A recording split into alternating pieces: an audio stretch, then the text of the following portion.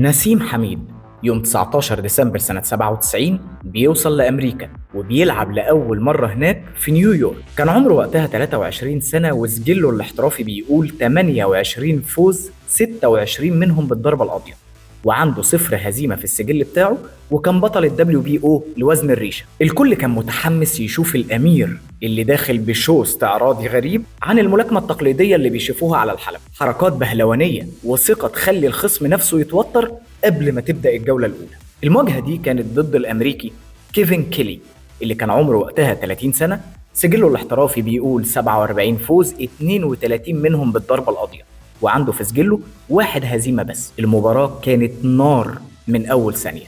في الجولة الأولى بيبدأ الماتش من أول ثواني، كيلي بيضغط بقوة ونازل يهاجم، وفعلا قدر يوقع نسيم لأول مرة في مسيرته الاحترافية، وده اللي خلى الماتش ولع مع الجمهور.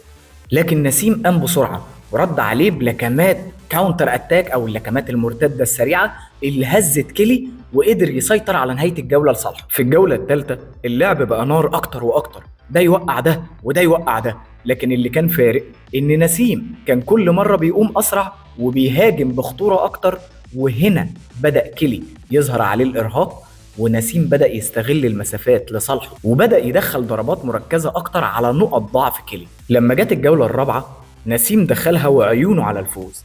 كيلي حاول برضه إنه يهجم تاني، لكن غلطته المرة دي إنه كان فتح دفاعاته قدام نسيم اللي بذكائه وبخفة حركته حط لكمات كتير في الوقت ده، ومعظمها وصلت لكيلي، ومن ضمنهم لكمة شمال قاتلة خلصت الماتش على طول.